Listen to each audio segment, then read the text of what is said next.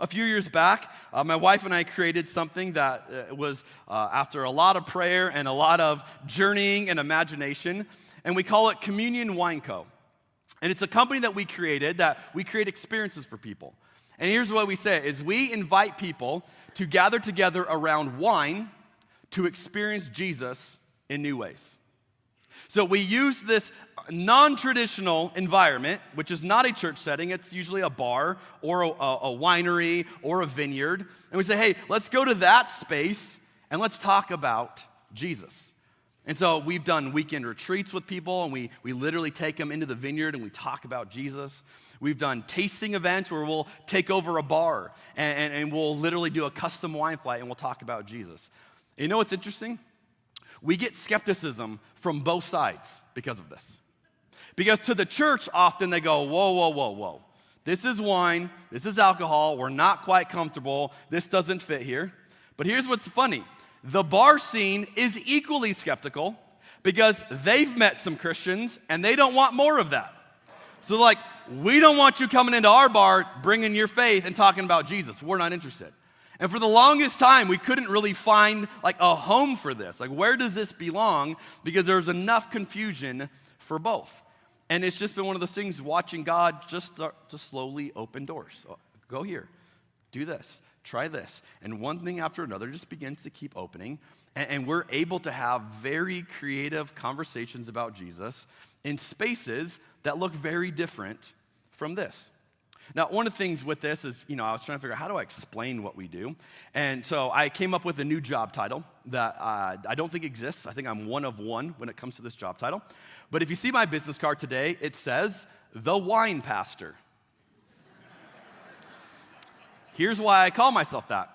I used to be, the guy, I'd get on an airplane, and I'd sit next to someone. You get about 10 minutes in the conversation, you get to the question everyone always asks, so, what do you do for work? And I'd always cringe when I get to this moment because I know the way this plays out. I've been in ministry for 2 decades. And I would say, I'm a pastor of a church. And immediately, walls go up, defensiveness, and it's usually an apology for any language they've used in the first 10 minutes of the conversation.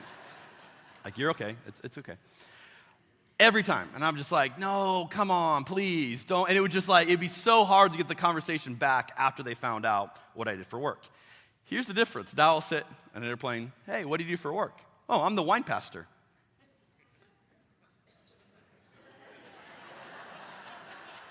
You can just see it in their face, the what? Yeah, the wine pastor. And then I don't say anything. I just let it sit there. Every single time, I've got to know what that is. I mean, literally, it's what is that? That doesn't sound real. That's not a thing. I'm like, oh, it is. So then I start telling them stories about what we do. And it's so cool to me, and it has given me a chance to be in spaces where I can listen to people tell their journey with Jesus. And a lot of these people, when they're in these spaces of communion events, they don't come to church because this doesn't feel safe to them. And so we try to meet them where they are and go, okay, what can you see? And how are you processing this? And what would a next step look like? And we meet them there in that space, and God continues to use this in the most unusual ways. About a month ago, I was speaking at a church, and I said, okay, what's the topic you want me to speak on? And the pastor said, hey, can you speak on John 15? And I was like, really? I would love to speak on John 15. If you don't know, John 15 is where Jesus says, I am the vine, you are the branches, remain in me, you'll bear much fruit, apart from me, you can do nothing. Beautiful passage. If you happen to be the wine pastor, it fits really well. So I said, hey, are you okay if I explain some winemaking stuff as I teach this passage? Because I think it really illustrates what Jesus is saying here. Are you comfortable with that? And he goes, yeah, say whatever you want. Go into all that stuff. I think it would be great. So, okay. So I teach on John 15. I'm getting into winemaking. Here's how you make wine. Here's how this explains what Jesus is doing. Here's how you take care of a vine. Here's how you prune it. I mean, I'm going to all this. I'm showing pictures of vineyards that I've been to in Oregon and what they look like. And I showed a picture of a vineyard in France from my trip last year and what I've learned about winemaking and all this. And I'm literally explaining John 15 using the practical terms of winemaking. Now I get done with the sermon and out in the lobby afterward, and this guy comes up to me and he says, can I talk to you? I said, yeah. And he's got this look on his face like he'd just seen a ghost. And I said, what's going on? He has a really thick French accent. And he said, today is my first time in an American church in my life. So it's not always like this, but okay, yeah. And I said, okay. He goes, I live in France. I'm here for the weekend, visiting a friend, and never have been, and he's probably in his 50s, never have been to a church in my life. I said, okay. And he said, I'm an atheist. He goes, I don't believe any of this. I said, okay. And then I knew something else was coming, right? So I'm looking at him, and I'm like, so what do you do in France? This is where it gets weird. He said, I'm a professional vine dresser. He goes, I work in the vineyard. I give winery tours. Like, this is my industry. And then he starts tearing up. And he says, I've never heard someone explain Jesus the way you explained him today. I want to show you my friend Nick. This is Nick, who lives in France, works in a winery, for his entire life has not believed Jesus. But Jesus just cracked open a giant door in Nick's life.